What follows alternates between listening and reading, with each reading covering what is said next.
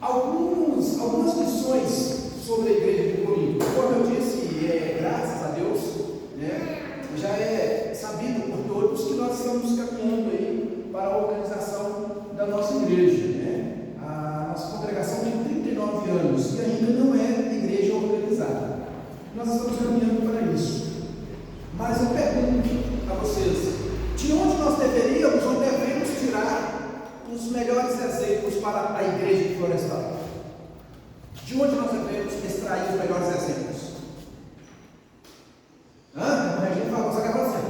Acho que ela está com medo de responder. De onde? Da Bíblia. Não tem outro lugar onde possamos tirar exemplos de que tipo de igreja você quer. Eu perguntaria, qual tipo de igreja você imagina para você? Não tentem imaginar a igreja perfeita. Alguém já disse uma vez, tá? O dia que você encontrar uma igreja perfeita, por favor, não entre nela, porque você vai estragar, tá? Você vai atrapalhar essa igreja toda. O dia que você encontrar uma igreja perfeita, muita gente chegou vendo, nossa, mas sua igreja é boa demais, vai dar para você ver. Vem no nosso meio você ver que é boa, aí você vai saber, tá? Então, primeira coisa, nós podemos eliminar-nos da igreja terrena, tá? Da igreja militante, não da igreja triunfante. Primeira coisa que podemos eliminar da igreja militante: perfeição. Esquece perfeição, tá? Se você, nossa, eu gosto da igreja presbiteriana, é bacana, sinta-se bem no meio, mas entenda uma coisa: nós não somos a igreja perfeita. Nós não somos melhores que os nossos irmãos batistas, que os nossos irmãos da Assembleia, que os nossos irmãos de qualquer denominação. Nós não somos melhores, tá? Mas qual deve ser a nossa diferença? O que nós podemos fazer? Como temos que agir? Aí nós estamos falando que é igualzinho a eles. Então, nossas doutrinas são diferentes. O nosso alvo é o mesmo, ou pelo menos deve ser o mesmo: Cristo. As nossas diferenças são doutrinárias. E aí, eu dou um conselho que eu aprendi, não foi de mim, eu aprendi o seguinte conselho, tá? Não vá na igreja mais próxima da sua casa, vai na igreja mais próxima da Bíblia. Porque às vezes alguém me comentou essa semana, né, que, pastor, o que o senhor acha? Porque fulano de tal, eu estou sempre assim, meu parente, porque falou, né, não tem uma igreja assim, assado perto dele, mas tem uma lá, tal, ele está indo na mesa, que é mais perto da casa dele. Está certo? Já que não tem nenhuma lá perto, não, está errado. Está errado. A menos que ele não tenha absoluta condição nenhuma. Você não tem nenhuma condição, tudo bem. Mas se ele pode conhecer outras igrejas, não tem erro nenhum, não. Que ele conheça. Porque às vezes ele está na igreja só porque está na casa dele, e não porque está próximo da Bíblia. Um dia, no início do ano passado, salvo engano, nós recebemos um visitante de domingo à noite. E ele chegou, era mais ou menos umas 15 para 7. E aí, não tinha salário, que aí a mulher tinha, até mesmo mulher que fazia um bolinho, né? E aí, ele pegou e chegou, eu recebi. Eu estava de costas, ele recebeu, tudo bem, o senhor que é o responsável? Sim, sou eu. Você está ouvindo aqui, visitar essa igreja e tal, eu sou novo na cidade. Pois tem uma batista aqui embaixo, tem uma apostólica primitiva ali, tem ali a outra ali, né? Aliás, tem uma assembleia do outro lá, tem uma quadrangular ali. Como você está mostrando as igrejas? Tudo estou visitando o senhor, para que você tenha a oportunidade de conhecer e analisar. Para que você não fique a primeira que você entra. Vá para a igreja bíblica. Ontem eu estava lembrando, eu estou todo sábado, estou estudando com o Tiago e a Carol lá na casa deles, e nós estávamos lembrando, o Tiago deve estar quase 3 anos com a gente aqui, né, mas a Carol, 2 anos e pouco, já se não me engano. Eu me lembro do primeiro culto que eles vieram, aí depois passou 2 cultos, eu chamei eles em casa para tomar café comigo. Aí o Tiago chegou lá na varanda, lá fora, falou: pastor, a Carol me deu um sabão, mas lavou minha cara. Por quê? Tem 4 anos que nós estamos na cidade. Nós já visitamos a igreja, todas as igrejas, nós só não tínhamos vindo aqui. E ela falou: Tiago, por que a gente veio de lá para primeiro? Nós sentimos tão bem a palavra de Deus. Nossa, eu nunca vi a palavra sendo pregada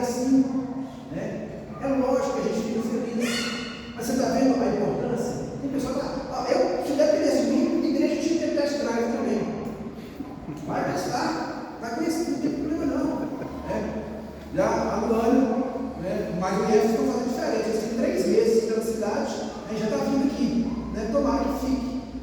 Tomara que fique com a gente. Mas, se Deus colocar no coração de vocês a oportunidade de conhecer outras igrejas, não. Isso é importante. Sabe? Mas você tem essa segurança. Eu costumo dizer o seguinte: que o pastor que proíbe medo de visitar, tá? É porque tem dúvida daquilo que ele ensina. Tem medo daquilo que ele ensina. Por isso que ele proíbe. Você sabia que uma das principais características da seita é o isolamento?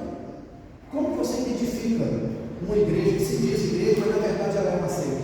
Você sabia disso? O assunto hoje, o tema não é seitas e heresias. Mas como que você, uma das formas de você identificar uma seita herege é preste atenção no isolamento. Eles vão te proibir de visitar outra igreja. Tá? Eu vou dizer para você que não. Tem igreja que tem disciplina. Se você for, não pode. Outras, Jesus só está lá, a salvação, e eles proíbem, não com esse intuito, de perder medo, tem medo do que eles ensinam. Outras dizem que a salvação só está lá. Não, nós cremos, tem salvo dentro da Batista, tem salvo dentro da Popular, tem salvo na Universal, tem salvo na Assembleia, tem salvo dentro da Católica, tem salvo em todo lugar. Eu só não sei quem são. Mas Deus fez seus eleitos por todos os lugares. Então, qual tipo de igreja que eu quero? Ou qual tipo de igreja que eu espero, pelo menos, que a minha se aproxime? Uma coisa eu posso te afirmar: que a nossa igreja esteja bem longe, mas bem longe do sistema da aparência dessa igreja de Corinto. E é sobre ela que eu quero mostrar alguns pontos para vocês aqui hoje. Vamos começar aí, pegando. Abra sua Bíblia, deixa aberto 1 Coríntios, capítulo número 1, versículo de número 11. Então, nós não vamos ficar apenas com o texto, tá? Vamos ficar com mais textos.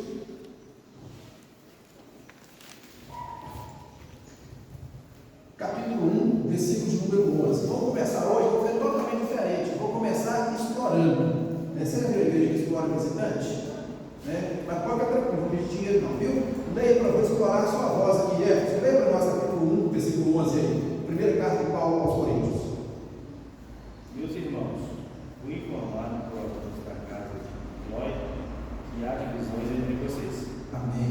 Meus irmãos, quem está falando isso? Paulo. Falando para os irmãos da igreja de Corinto. Olha, eu fui informado por alguns irmãos, pelos irmãos da casa de Cloé, Deus da casa de Cloé, que está tendo problema aí nessa igreja. Está tendo contenda aí. Qual que é a primeira, dentro da nossa missão? Mas nós já vimos uma primeira situação de errado nessa igreja. Não com a família de Cloé. Mas Paulo nos traz um ensinamento. Nós aprendemos quando Paulo cita o nome da família. Paulo nos traz um ensinamento, que é o seguinte: não se pode tratar seriamente qualquer assunto sem que haja clareza. Paulo, nessa epístola, Paulo vai tocar em questões delicadíssimas. Alguém que contou histórias horripilantes sobre a igreja de Corinto, ele vai ter que enfrentar a questão. Assim, ele inicia a carta falando com clareza sobre o que vai tratar e quem colocou o problema. O que Paulo nos ensina a combatermos com essa atitude? Um problema sério da igreja. Não vou dizer da igreja mundial, não, porque não vou generalizar, não vou sair internacionalizar, vou falar sobre a igreja brasileira. Um problema sério da igreja brasileira. Pastor Janos, já pegou aqui um dia, fofoca. Paulo aqui está combatendo a fofoca. Você sabia?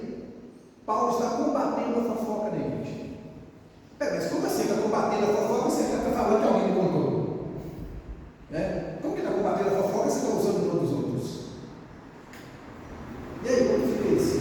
Gente, vocês podem interromper e levantar a mão para participar, tá? A hora que vocês quiserem.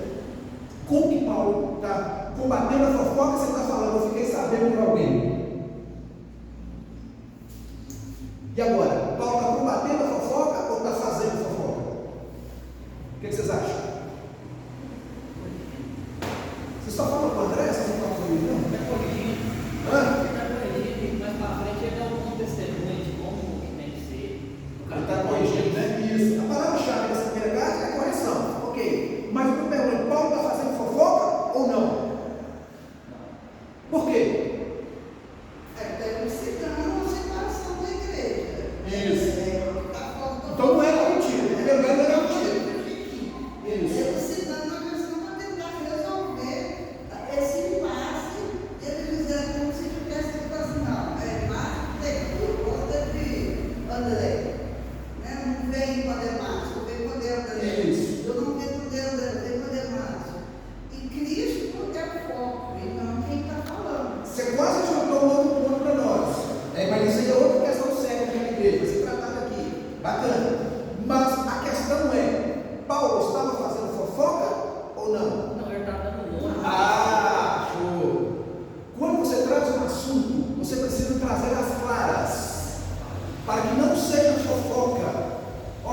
te falar aqui, sabe, Alexandre? Mas aqui, não fala que fui eu que falei, não, porque é só para evitar.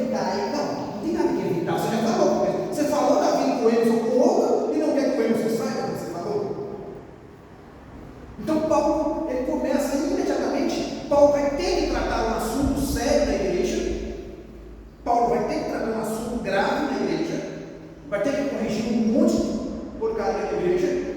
Mas ele já começa evitando que ele mesmo entre no erro da igreja.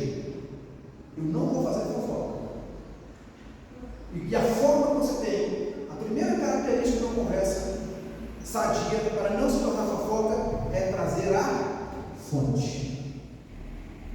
De onde está vindo essa conversa?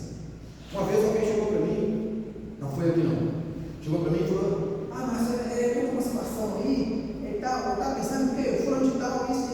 Eu falei que você está desabafando ou você está denunciando a pessoa? Ou você está fofocando? Então, são três opções. É somente um desabafo, você está triste com a situação e tal. É hora de você pensar. É uma denúncia? Aí sobrou duas opções. É a denúncia ou é uma fofoca? Não. Então fofoca, você está sempre pode contar. Porque se for uma denúncia, você vai ter que formalizar um documento e me entregar para a gente chamar a pessoa e esclarecer. Porque senão é fofoca. Irmãos, qualquer pessoa que chegar para você, chegar para a irmã Regina, aqui, não, uso essa mulher, né? Essa mulher fofoqueira, não, vou usar ela do homem. Aí o Ricardo chega com ele, eu quero, não é? Eu falo, tudo tem que conversa demais, sabe que é mulher, né? É homem também, que homem é pior que mulher. Aí vai e fala assim: ô Ricardo, ô Zé Vicente, eu estou querendo pensar um negócio com você aqui com ele, aqui, cara, mas não fala com ele assim, não, sabe? Porque assim, eu não quero ofender o Emerson, é porque depois eu ficar mal. Corta, Zé Vicente, corta o embalo na hora. Ô Ricardo, para. Você está me falando da vida do cara e não quer que ele saiba? Corta.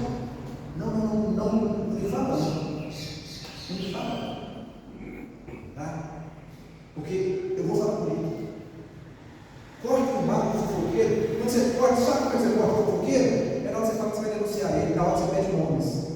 O fofoqueiro, ele para na hora. Agora, aquele que tem segurança na verdade, ele vai falar, vai falar que foi eu que falei. Eu imagino a família de Glória. Né? A família de Glória, irmãos, só para ficar claro, era da família de Timóteo. Tá? Era a avó de Timóteo. E aí, eu imagino Paulo tendo a amizade, a afinidade que ele tinha com a família de Glória, e ele fala: olha, Paulo, está acontecendo isso. Tá, Glória, mas como que eu faço? Eu vou ter que chamar a atenção da igreja, mas vou ter que falar que ele falou. Pode falar, foi eu que falei. Eu assumo. Aí você é unido. Então, irmãos, um problema muito sério da igreja de hoje, que precisa ser cortado pela raiz: a fofoca. Para uma igreja que está começando, nós estamos saindo de um ciclo, né? Estou falando nós para não usarmos o exemplo de outro, também isso não está citando outras igrejas, isso é muito feio, né? Vamos falar de nós. Nós estamos saindo de um ciclo maravilhoso, que é o ciclo da congregação. 39 anos de congregação. Deus sustentou até aqui, tem sido uma bênção até aqui. Então vamos continuar sendo essa bênção, essa unidade, de um defender o outro. Sabe por quê? Porque é grave isso. Vamos lá em Provérbios, capítulo 6. Provérbios, capítulo 6.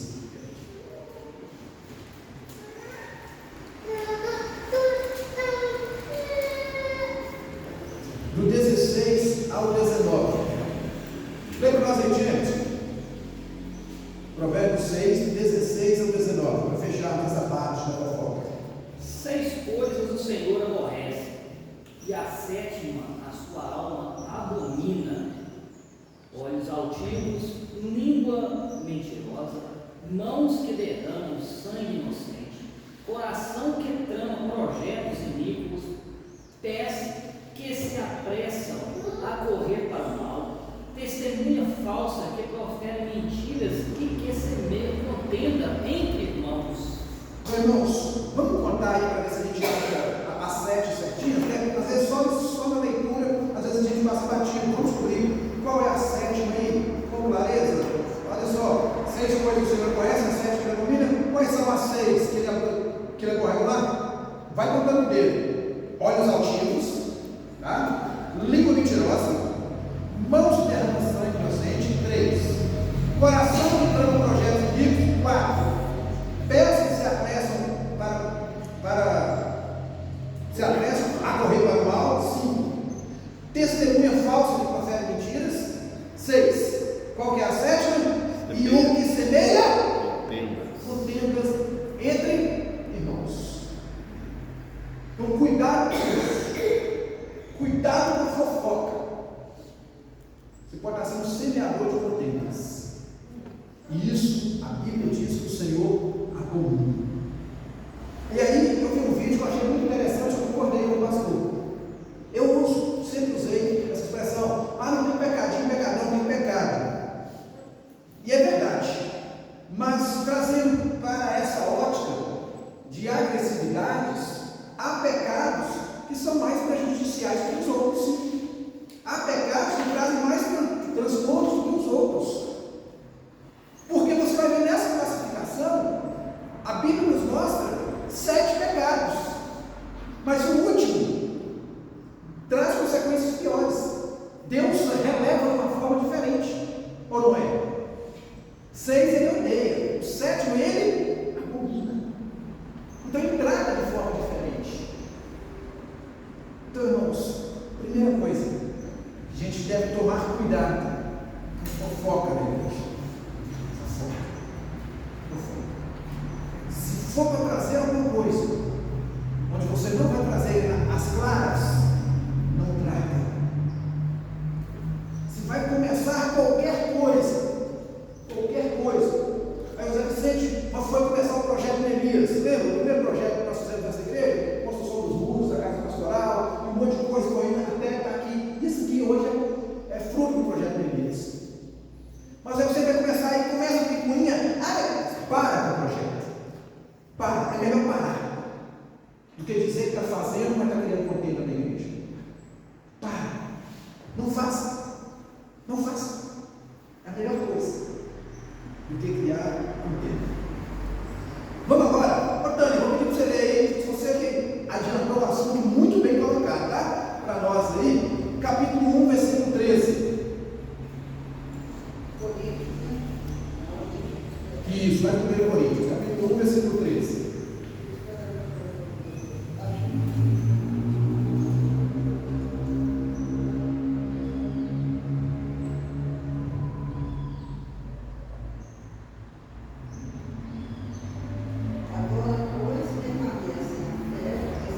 Não, você está no segundo. É capítulo 1. Você está no primeiro, mas é capítulo 1. Você está no capítulo 13 aí. Capítulo 1, versículo 13.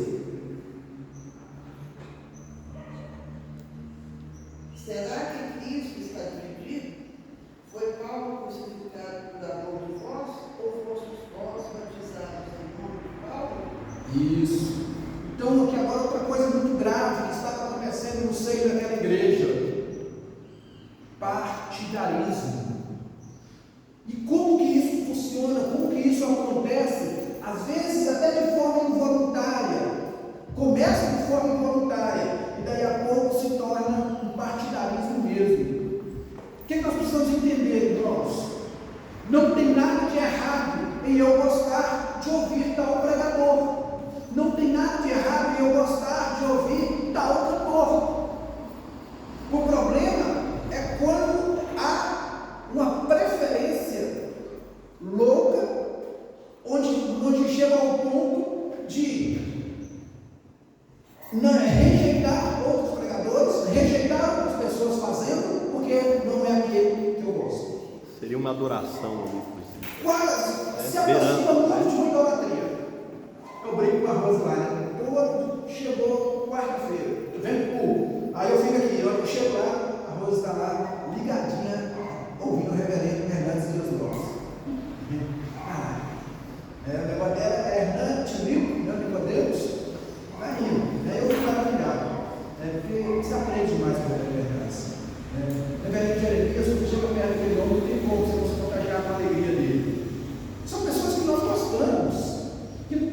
nos sentimos bem com a palavra deles. Mas eu brinco com a Rosa, eu falo que vou ter que fazer um sermão aqui sobre a hernandolatria. Porque, irmãos, mas brincadeiras à parte, tem pessoas que idolatram pregadores mesmo. E eu acho um negócio muito interessante. Teve um dia, eu e o Gil, nós comentamos, eu tinha comentado primeiro, aí depois ele falou comigo, mas na hora que o senhor falou, eu fiquei meio assim, depois eu fui parar para pensar. Houve uma outra época, eu não me esqueço, foi no tema descobrido também, depois nós comentamos junto com a Valéria, se não me engano, a gente comentou sobre isso. Olha como o que o cérebro da gente faz. Assim, por exemplo, eu estou pregando aqui agora sobre o quê? Nós estamos estudando sobre a igreja, os erros da igreja de Corinto. Nós já falamos aqui sobre a fofoca. Não é boa, não é saudável para a igreja, traz destruição. E aí os ouvintes pegam, né? Oh, que bacana e tal. Quando é amanhã, ele vai pegar um vídeo do Hernandes falando sobre fofoca. Nossa, olha que palavra maravilhosa que eu encontrei. Oh, escuta o CD. Eu não vou me sentir desmerecido. Mas é uma prova, talvez você não prestou atenção em nada que eu falado. Porque eu estou falando a mesma coisa do Hernandes. O problema, então, não é o pregador, é a fama do pregador. Então a questão é porque o pregador é famoso, porque ele falou a mesma palavra, ele usou a mesma Bíblia, mas tem mais efeito na sua vida, porque foi fulano de tal que falou. E como que Paulo fala do caráter da sua pregação? Nós começamos que Paulo deixa claro que ele fala o quê? Que ele não viria falando, usando sabedoria humana, ou ele não viria ostentando. Paulo não viria ostentando linguagem ou de sabedoria. Então Paulo traz esse ensinamento maravilhoso para nós. Mas lembrando, irmãos, que fique bem claro, porque nós estamos gravando aqui, né? Graças a Deus já tem um número bom de inscritos no canal da congregação. Então que fique claro, não estou dizendo que você não pode ouvir o Hernandes. Eu não estou dizendo que você não pode ouvir o pastor Jeremias, você não pode ouvir o Augusto Podemos, o Paulo Júnior. Não só pode, como deve ouvi-los. São grandes homens de Deus. Mas escute também o presbítero André, que está todo domingo aqui se preparando para dar o estudo bíblico para você. Escute esse humilde servo que se preparou para trazer essa palavra para você. Escute o seu pastor da igreja, lá da igreja simplesinha com 7 membros. E escuta aquele irmãozinho simples que não pôde comprar uma gravata, que às vezes não sabe se expressar bem, que às vezes não tem uma eloquência como de um pastor na internet. Porque isso pode gerar partidarismo. E aqui Paulo vai deixar bem claro, a casa está Cristo dividido. Irmãos, nós temos que tomar cuidado com isso.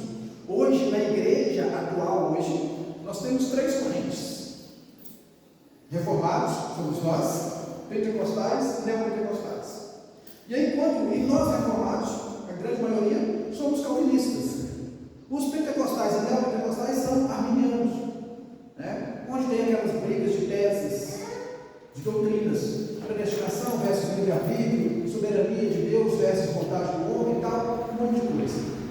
Mas a questão é, todas as vezes que eu vou dar esse estudo completo na igreja sobre as doutrinas da nossa igreja, sobre o calvinismo, em especial 5 pontos do calvinismo, a primeira, pode prestar atenção, quem já esteve aqui antes das outras vezes que eu dei um estudo completo sobre os 5 pontos do calvinismo, primeira coisa que eu deixo claro na abertura, eu faço questão de deixar isso muito claro, grave uma coisa, eu sou calvinista, eu sempre falo isso, eu sou calvinista, mas eu tenho a consciência, não foi Calvino que morreu na cruz por mim, foi Jesus. Então grave isso, não foi Calvino nem Arminio que morreu na cruz, que morreu na cruz foi Jesus.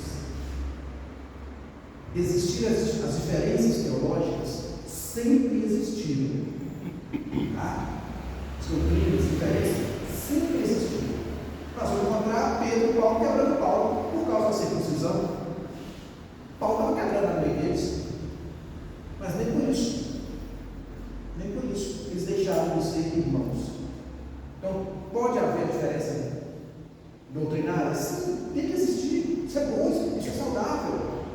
Eu sempre falo para as pessoas, tem pessoas que vão chegar na nossa igreja, não necessariamente nessa, porque eu sei que isso não acontece, mas tem pessoas que vão chegar na igreja presbiteriana no Brasil, principalmente as mais tradicionais ainda, vão chegar e não vai voltar mais nunca. E vai falar, eu não vou ficar nessa geladeira, não, você está doido.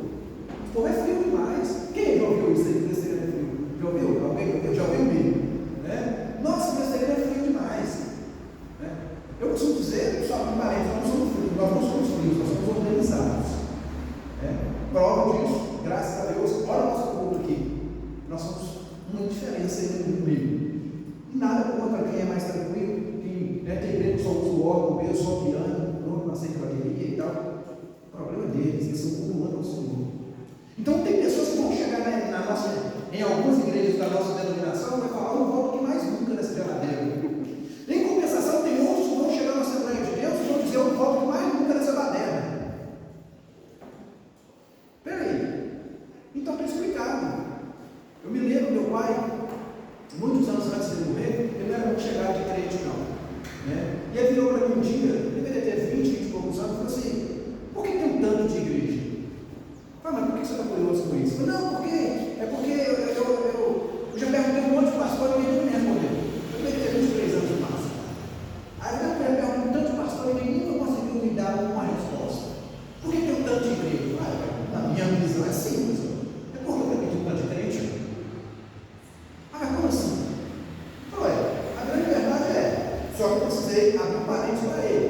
Falei, olha, vamos entender uma coisa, tá? Porque ele falou, eu entendi também com ar de crítica ao povo evangélico. Tem um monte de igreja evangélica. Falei, mas também tem um monte de igreja católica. Não, católica eu não só falei, não.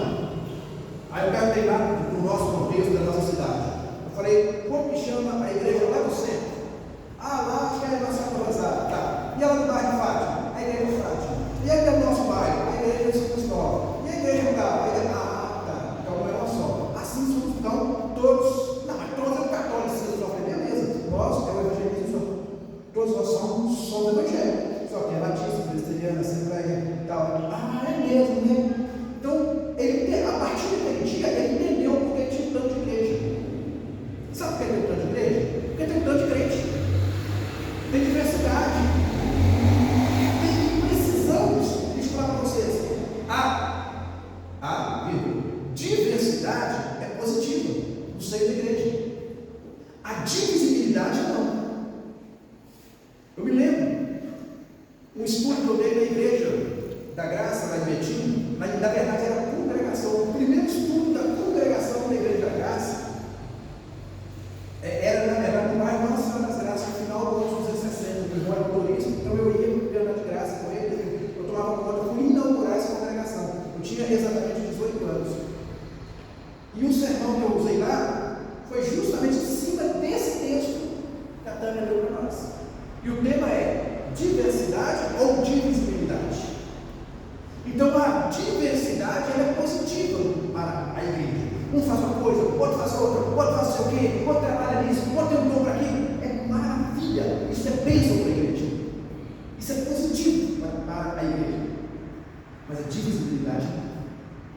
Eu faço, a Luana, mas o IEF não. Eu faço, mas só se for com a esposa do pastor, aí eu vou. Não, eu já acho ela chata demais, não vou com ela, não vou não. Eu já gosto do presbítero André. Isso é divisibilidade. Isso é divisão. Olha, eu sou chamou para assim, pregar eu não sei não, mas eu sei limpar um banco. Isso é diversidade. Eu sei que as pessoas vão na frente. Eu não sei cantar não, mas eu posso ajudar a limpar os instrumentos, eu posso fazer isso, eu posso fazer aquilo. Então, a divisibilidade é negativa. Tá? Partidarismo sai fora. Se vocês perceberem nessa igreja que tem algum grupinho que só vem na igreja, que só gosta de vir no dia que eu prego, me fala. Eu gosto de uma coisa que eu já sempre fiz, e aí uma médica me contou o que o pastor Jeremias fez lá em Belo Horizonte na igreja dele. Ele tirou da escala semanal, ele tirou o nome dele. Foi isso, médico? Ele pediu para não colocar ele mais na escala semanal. As pessoas não sabem mais o dia que o pastor Jeremias vai pregar. Por que, Roberto?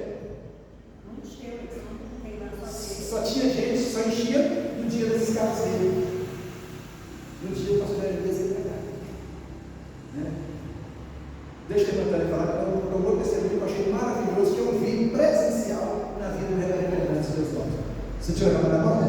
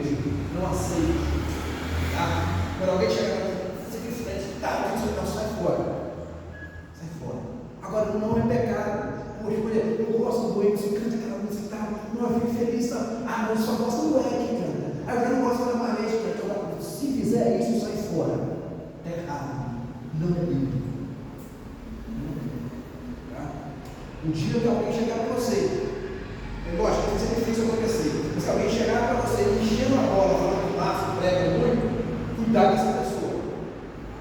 Cuidado. Nossa, eu nem vou no culto dia que meu pastor mais a pregar. Sai fora dessa pessoa. Lembrando, não estou falando de um elogio, um momento grato por aquilo. Nossa, que bacana a palavra hoje, vai abençoar aqui as coisas. O pastor sempre fala algo bacana, tá? Onde não coloca o pastor no pedestal. Tá?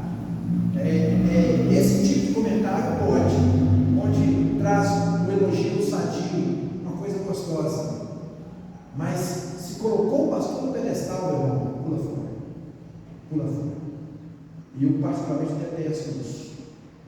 O elogio é sempre bem-vindo. Eu já conversei com o Gil sobre isso. O Gil não gostava nem que elogiasse ele.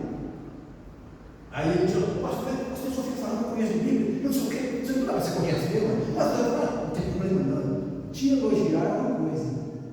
Um elogio, você pode querer, não tem problema não. Você não pode querer agora.